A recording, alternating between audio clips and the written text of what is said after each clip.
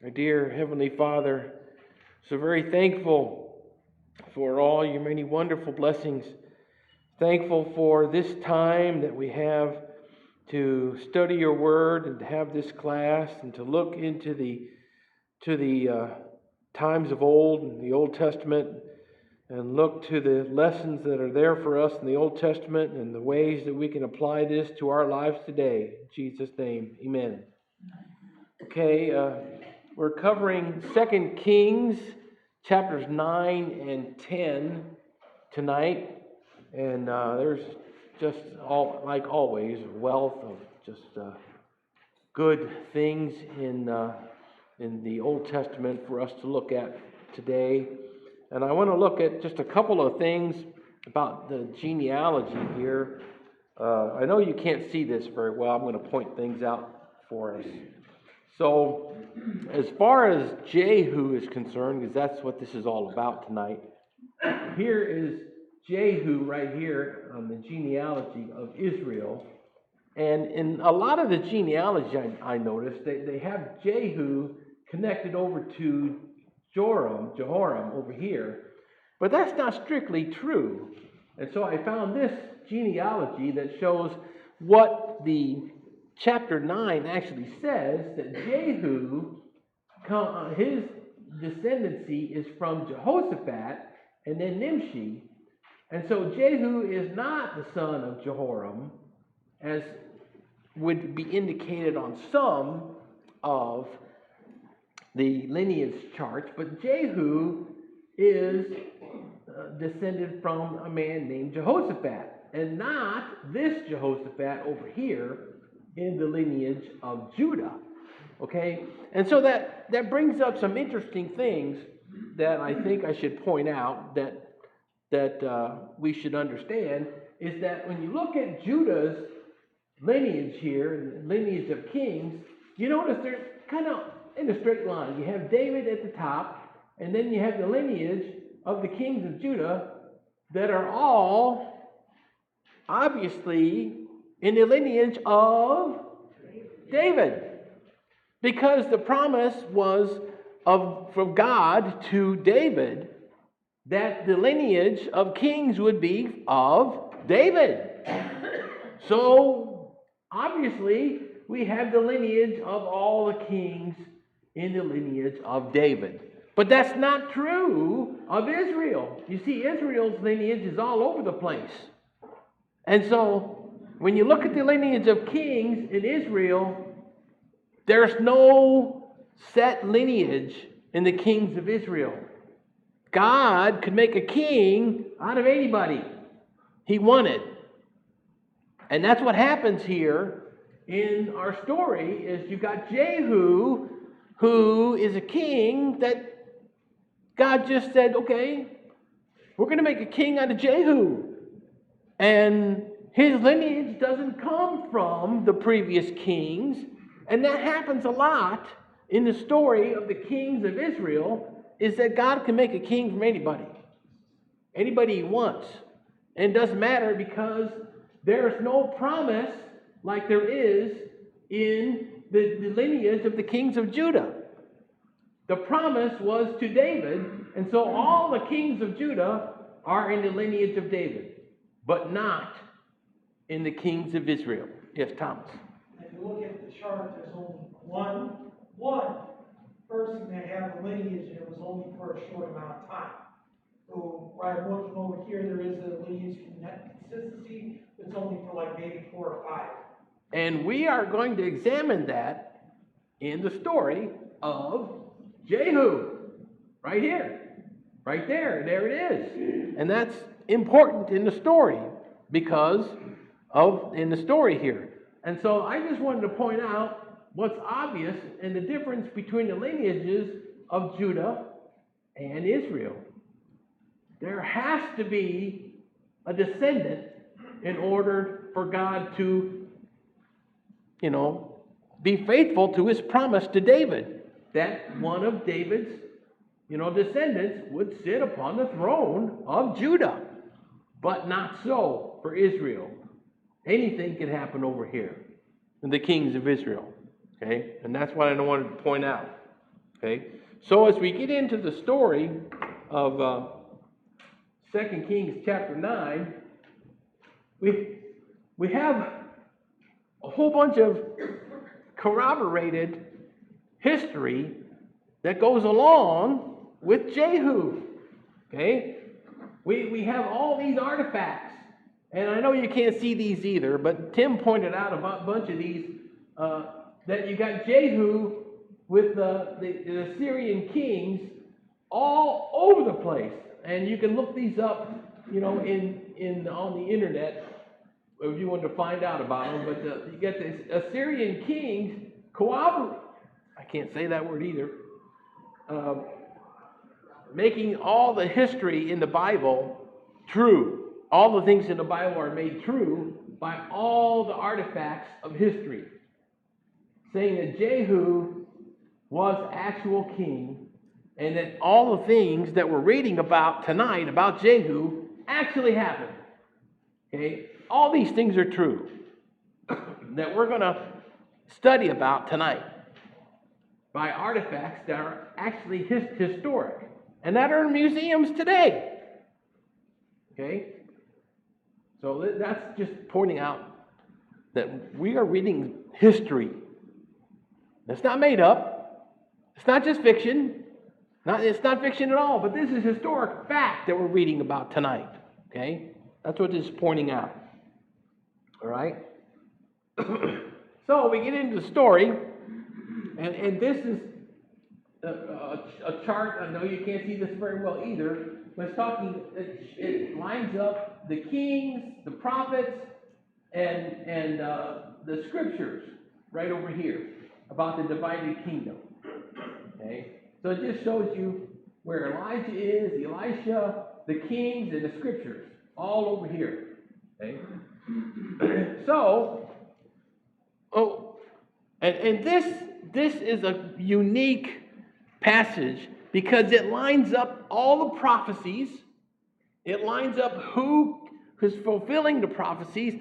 So it lines up everything about God's promise. God is fulfilling his prophecies in this story tonight. So when do we first read of Jehu?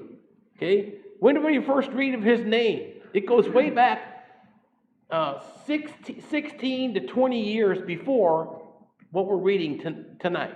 Okay? And I give you the scripture here. 1 Kings 19:16. How long ago was that? Some say 16, some say 20 years ago. Anise? It was when Elijah was told to go and anoint Jehu king. Right. So the story is, give you kind of a little synopsis of it. So Elijah has the meeting with with Ahab and the prophets of Baal. Fire comes down from heaven. They slaughter the prophets of Baal. And Elijah thinks, hey, everything's cool. We're going to turn back the kingdom of God. But not so fast. Then Jezebel says, I'm going to kill you. Elijah runs away. He's frightened. And God meets him at Sinai. And God says, what are you doing here? I got work for you to do. He gives him 3 things to do. You're going to appoint a successor, Elisha. You're going to anoint Hazael, king of Syria. And this guy, Jehu. All for God's purposes. All for punishing Israel for what purpose? Why is God going to be bringing wrath on Israel? That's important in the story. Because of Ahab and Jezebel. Because of Ahab and Jezebel, and what have they done, Pam? They had forsaken God when they had Jehoram, he made the golden calf. Right. Because of Ahab and Jezebel had brought Baal worship to Israel, and the whole nation had forsaken God. That's what this is all about here. That's what this whole story is about. Because they had forsaken God and brought this Baal worship to Israel, now God is saying, now, here, Elijah, we are going to do something about this. He says, Elijah, you've got a job to do. You're going to do these 3 things. And Elijah only did one. What did he do? He passed the mantle to Elisha. And now Elisha does this one thing here, and he starts off in chapter 9 doing this one thing. Jehu. Okay? And we already did Jehu's lineage. Jehu is not from the tribe of Judah. His lineage is Jehoshaphat out of Israel. Another guy, Jehoshaphat. So, now in chapter 9, in the story, where's Jehu now? Where's the story start off? What's he doing? Where's Jehu? And what's he doing in chapter 9? What's it talking about? He's in Ramoth Gilead. Yeah. He's in Ramoth Gilead. And what's going on in the story? What's the setting, the picture? What's going on here? Yeah, Amanda. There's a battle with Syria. There's a battle with Syria. And who is Israel fighting there in Syria? Who's the guy they're fighting with, actually? Hazael. Isn't that interesting? So the guy that Elisha, it wasn't Elijah, but Elisha went and gave the kingdom to Hazael. And now Jehu in Israel is fighting Hazael in Ramoth Gilead. Isn't that an interesting picture? Okay? So now Jehu is up in Ramoth Gilead and kind of setting things off. The king, Joram, he was wounded and he went to Jezreel, okay, in this battle. Along with, and another king, Azariah, is that his name? Yeah, that guy. He went to go see him in Jezreel because they're real close. Okay? They're real close. So now Jehu and the other commanders of Israel are at Ramoth Gilead. And they're defending the city there, okay, against Hazael. Okay? And now, who did Elisha send up there to Ramoth Gilead? And what was his mission? Okay? And what did he say to Jehu? Let's kind of start the story off here. What's going on up there? Okay? Now this is the last thing that, Elijah was supposed to do, and now Elisha's doing it. The mission that was originally given to Elijah. Okay? Yeah. He says, I've anointed you. Okay? This is what Elijah was supposed to do way back in that God had given him to do in 1 Kings chapter 19. But now Elisha's doing it. So he says to one of the sons of the prophets, like one of his disciples, he says, you go up there and you anoint Jehu as king of Israel. Okay? So one of these sons of the prophets goes up there and he sees these guys who were fighting Syria and Hazael, and there must be a kind of a place where they're all gathered. Goes up there, says, I got a message. And Jehu says, well, who's it for? He says, for you. And for you, it's a private message, so I've got to give it to you in private. So he says, let's go in this room. So he goes in the room, and what's the young prophet say to Jehu, Pam? He says, up banner he goes, God has anointed you king over the people of Israel, and you shall strike down Ahab, your master. Okay. Now remember the scene here. Their king is Joram, that they're fighting for. He's their leader. Okay? So he anoints Jehu king. Okay? And then this young prophet was told, you get out of there quick. So he's gone. He comes, and Jehu comes out, and the rest of the commanders say, what happened? And what's Jehu tell him? What's Jehu tell him?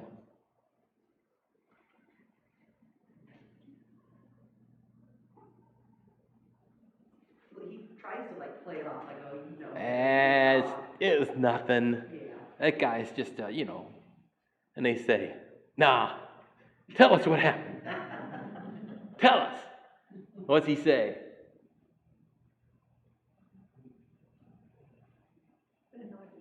He says, the guy was a prophet. He came in and anointed me king of Israel, and he recites the whole thing. And this is so good. Now remember, these guys are supposed to be loyal to Joram. And Joram is Ahab's son. So, what do all these guys do when Jehu tells them, I'm supposed to go kill Joram? What did all these guys do? Yay. They say, great! Wonderful! I don't think any of them like the king. Do you? Do you think any of them like the king? No, because I think Joram was a bad king, and they all didn't like him. So when it came to the idea that now we got a new king and we're going to revolt against him, they all thought it was a wonderful idea. That this was a great idea. So when they said, Jehu's the king, what did they do? What symbolic thing did they do? They blew the trumpet. They blew the trumpet and took took their garment, took their robes or whatever off, and put them in front of him so he could walk on their robes. That shows what? Royalty. It shows loyalty and shows that they're committed to him over Joram. Okay? And so now, to show that they're actually going to be loyal to him, what does Jehu say to them? He says, I want you guys to do what for me?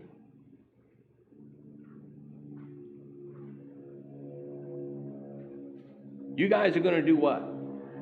Do what? He says, don't let anybody leave the city and go tell Joram that we're coming. And says, you're all going to come with me, and we're going on a mission. And they all know what he's going to do. He's going to revolt against Joram. He's going to revolt against Joram. So, his immediate plan of action was to go and kill Joram immediately. Okay? And he required all his men to commit to him loyalty.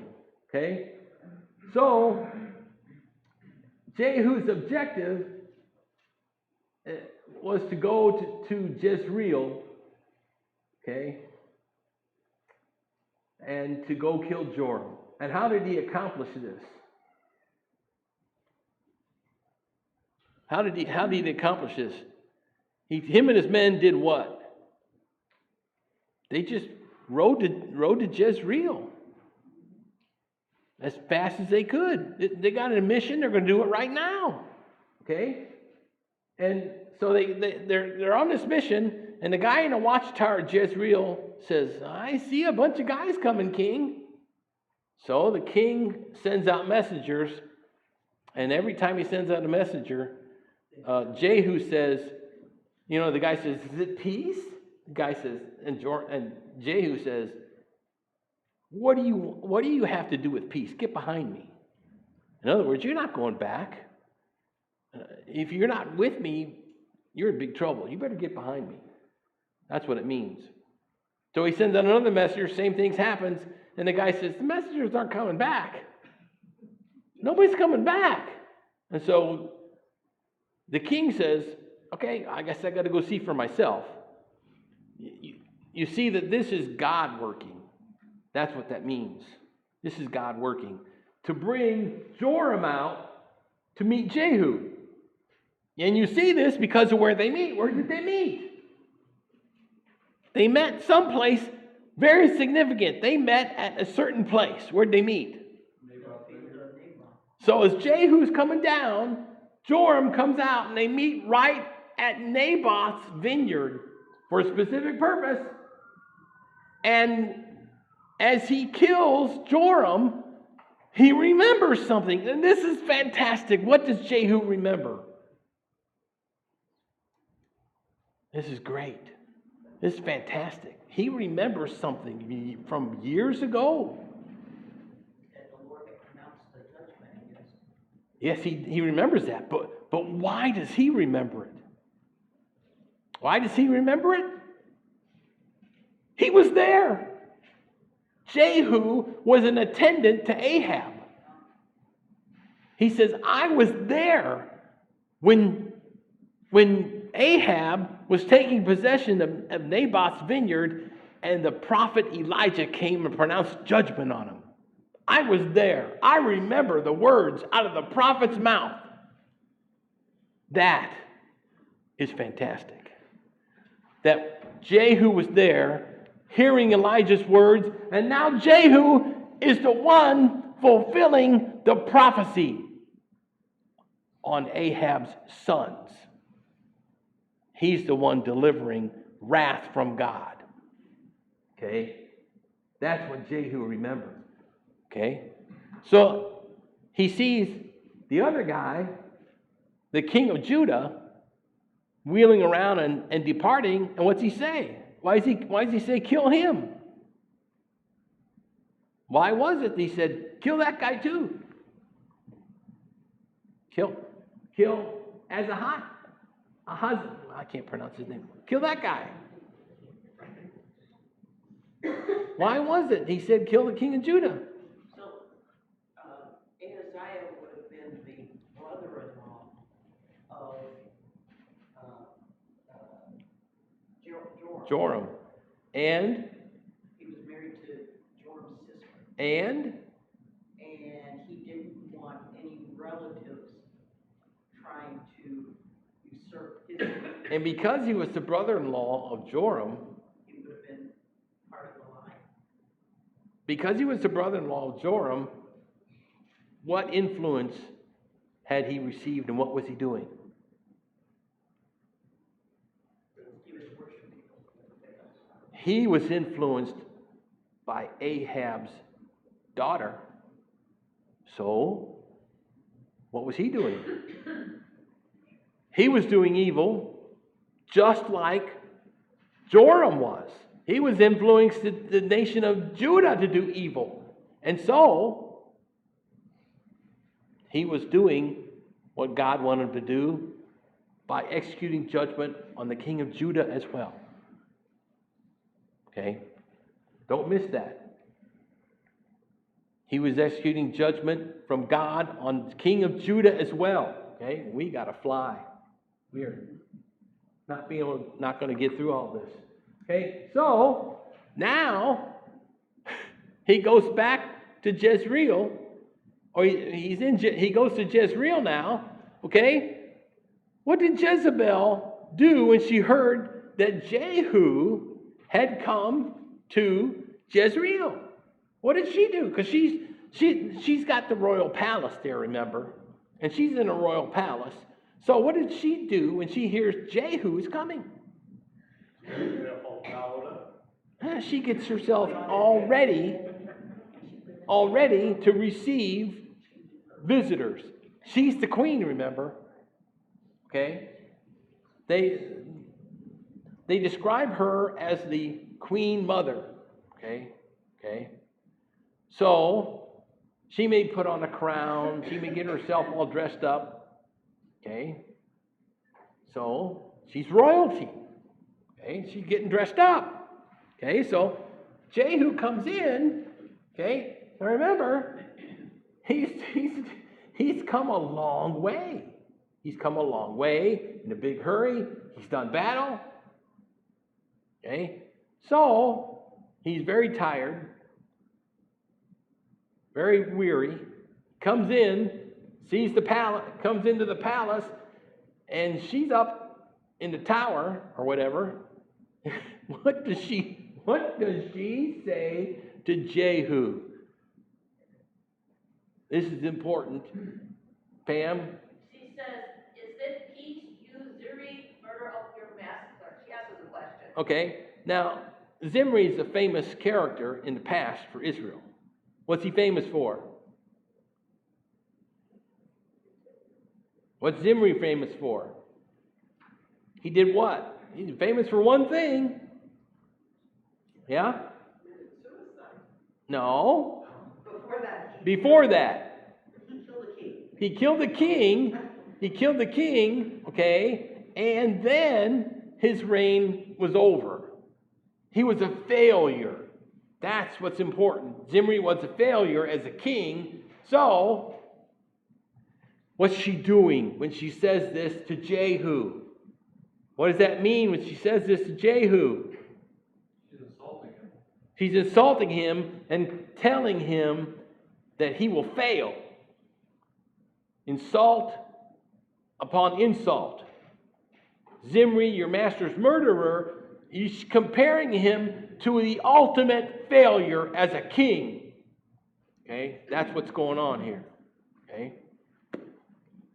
Does Jehu even bother to talk to her? No. Let that be a lesson to you. Okay? If someone who is such a horrible person tries to insult you, should you trade insults with them? No. That's the lesson. Okay? Do not trade insults with a fool.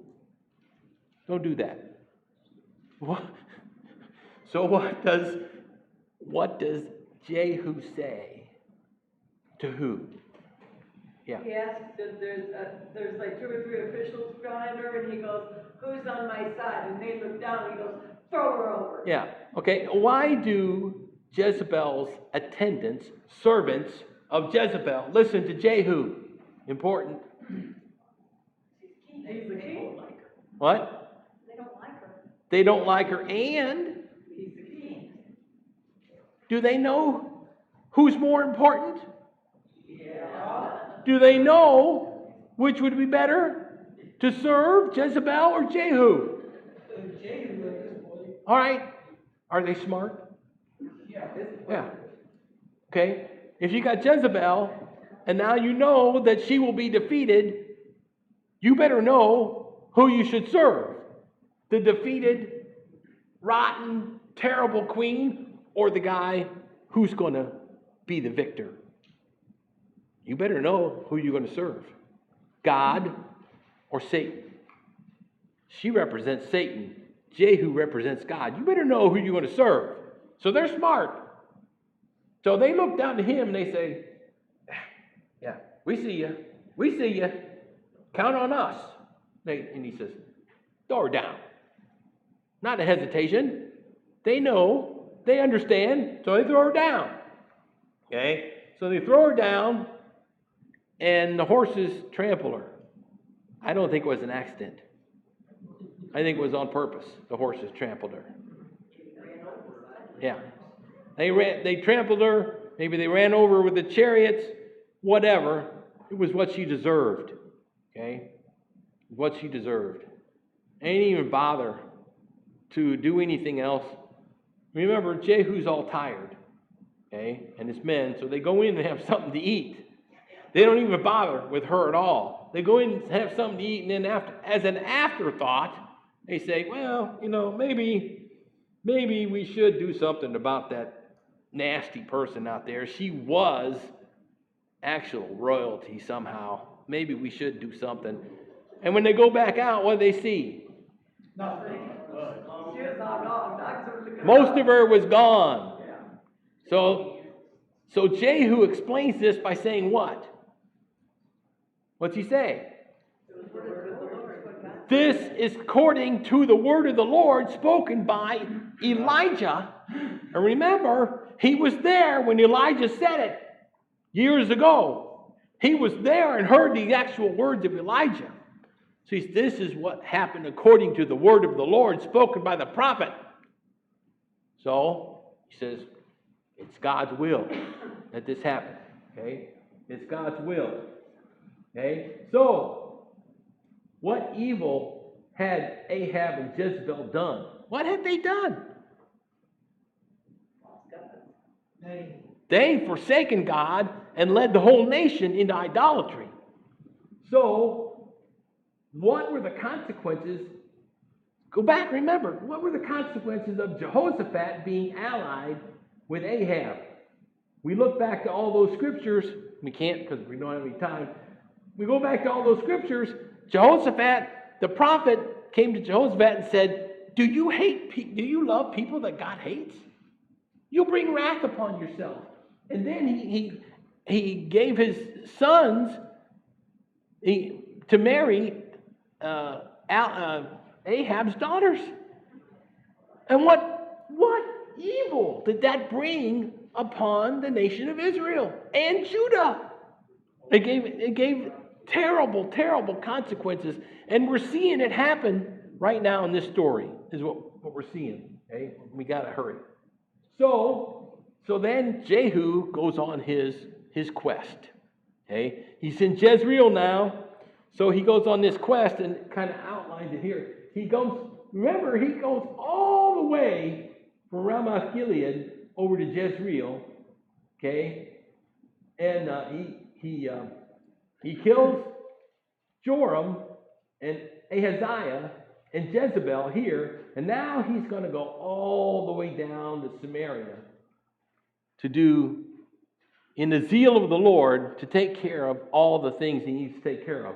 So this is quite, a route to go through. So what did he sends letter. He's up in here in Jezreel. Now he sends a letter to the rulers of Samaria. What did the letter say to the people down here in Samaria? What's the letter say? Just take one of Ahab's son, Joram's son, and make him king, and then we'll fight. Okay. Was that a serious letter, or was that kind of like sarcastic?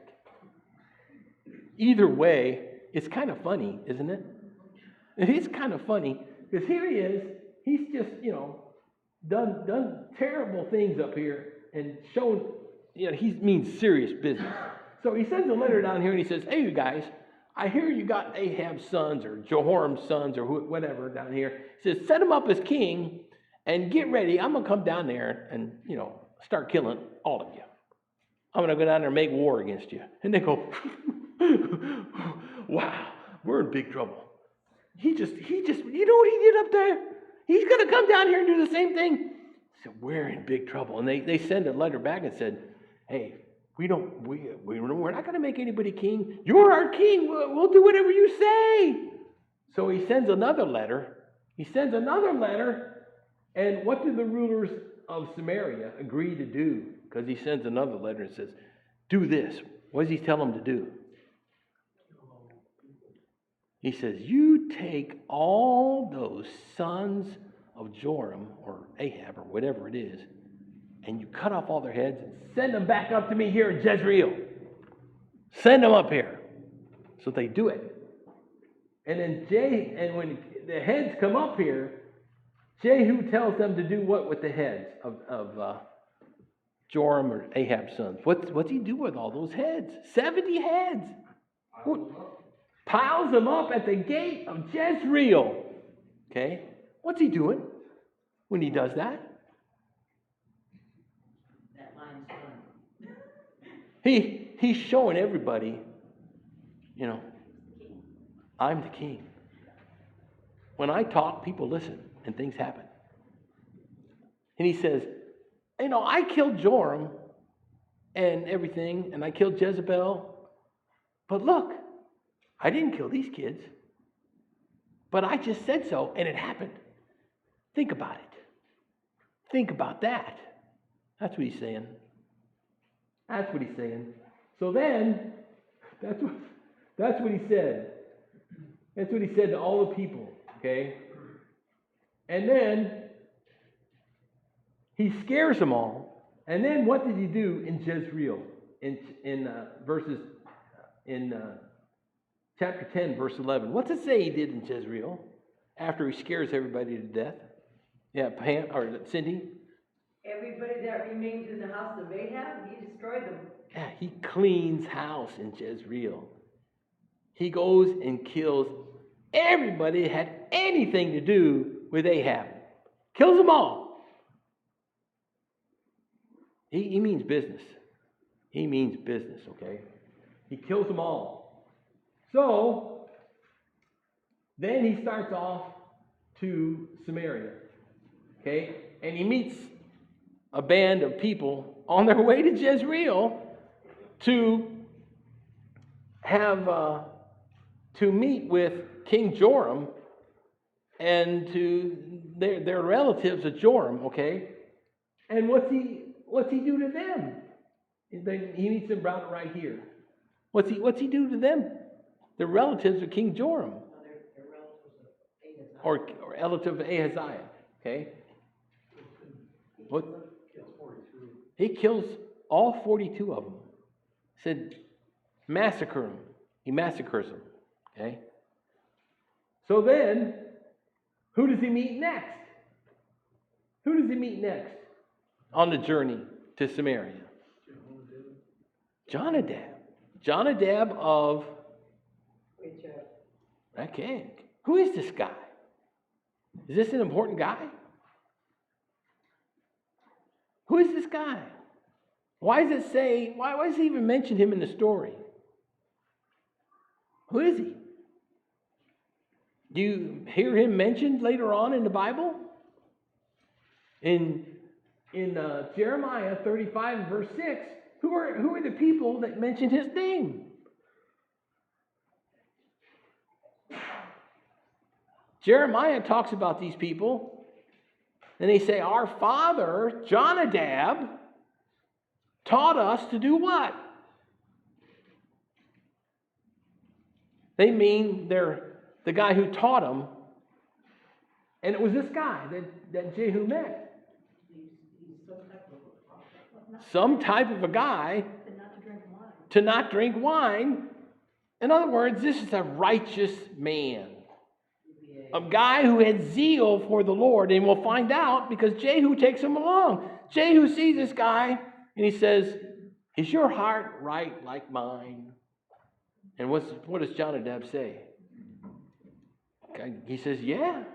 And he comes and says, well, come along with me and see what I'm going to do for the Lord. See my zeal for the Lord. So he goes along with him down to Samaria. So him and Jehu go down to Samaria. And what does Jehu do at Samaria? What does Jehu do first at Samaria? He goes down to Samaria first, and what does he do? Doesn't he assemble the Baal, the prophets of Baal? Not yet. He does something first. He kills everybody that remained in Ahab in Samaria. He goes down, finds everybody to do with Ahab, and slaughters them all. Okay? So look at it this way. Jehab's the new king. Okay? He goes down there to find the remnants of the old hierarchy, Ahab's, people. He says, you old people who were of the remnants of the kingdom, boom, I'm the new king. He slaughters them all. And then he says to the people of Samaria, I'm the new king. I'm the new guy in town. Now, what prophecy was fulfilled by Jehu in doing this? In 1 Kings 20, 21, 20 through 29. This is what Elijah said to Ahab. He's fulfilled this prophecy here. Well, I go ahead and tell you because here's where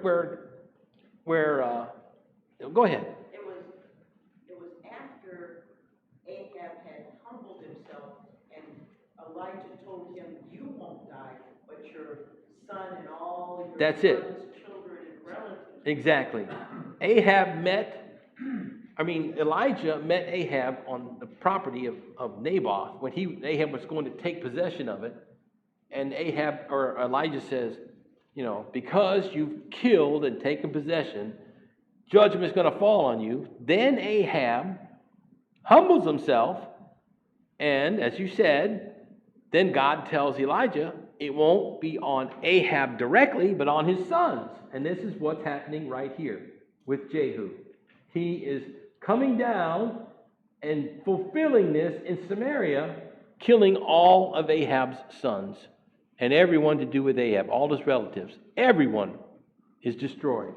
And now, wow, we're running out of time. Now Jehu tells the rest of the people in Samaria, he says, there's a new king in town. I'm the new guy. I'm the head guy. So Ahab served Baal little, but Jehu will serve him much. He says, I'm the new guy. He says, it's going to be much better with me. He's deceiving the people, okay? Because he wants to destroy Baal out of Israel. So, what's Jehu's plan? And we got to fly. Jehu's plan is that his men, and Jonadab, because he wants to show his Jonadab how he's going to destroy Baal, his zeal for the Lord. He says, we're going to get all the Baal worshipers, anyone has anything to do with Baal, we're going to lure them into the temple of Baal, and we're going to slaughter them all. We're going to declare a big feast for Baal, have a big sacrifice. When we get them all in there, we're going to kill them all. So, what did they did that. That's the plan. So, they declare this big thing, and it doesn't say how long it took, but these things take a little time. So, it probably took a little time to do. And so they declare this big feast. They gather people, it says, from all over Israel. So, it had to take a little time. They get them all in there, and Jehu says, now give them all the same kind of raiment to wear, and make sure there's no one, who worships the Lord. Only Baal worshipers. And he says, now me and Jonadab will go inside, and it says they do like a sacrifice in there, and he says, but I'm going to have all my men on the outside. And he says to his men, if any one of you lets any of those escape, I'll kill you. You'll forfeit your life. So they get in there, they have their sacrifice, and they said, okay, now the sacrifice is done. You guys on the outside, go in there and slaughter every single one of them. It doesn't say how many are in there, but it could have been a whole lot. It could have been thousands of people in there. So afterwards, they take the temple and they burn everything, and they take their stone pillars and they smash them all. So it says they eradicated Baal out of Israel. Now, here's a real important thing. I want to read this. In chapter 10, it says, after they did this, that the Lord spoke to Jehu, and it was probably a prophet who spoke to Jehu, not directly. It says that in verse 28, it says, Jehu wiped out Baal from Israel. Jehu did not turn aside from the sins of Jeroboam, the son of Nebat, which he made Israel sin. That is the golden calves that were in Bethel and in Dan. And here it is. The Lord said to Jehu, because you have done well in carrying out what is right in my eyes, that's the Lord's eyes, and have done to the house of Ahab according to all that was in my heart, your sons of the fourth generation shall sit on the throne of Israel. But Jehu was not careful to walk in the law of the Lord, the God of Israel, with all his heart. He did not turn from the sins of Jeroboam, which he made Israel to sin. So, God, the Lord said to Jehu, you have done all that was in my heart to do. And that meant when he told Elijah to eradicate all the sons of Ahab, Jehu did that. He carried out the prophecy that was given by Elijah. And because he did that, God said, you have done well and done all that I have told in that prophecy. Okay? So God rewarded him and gave his sons to sit on the throne for 4 generations in the lineage. But it also says that he did not do all that he could have done. And what else could Jehu have done, it says? It says that he could have eradicated or abolished the golden calf worship. Okay?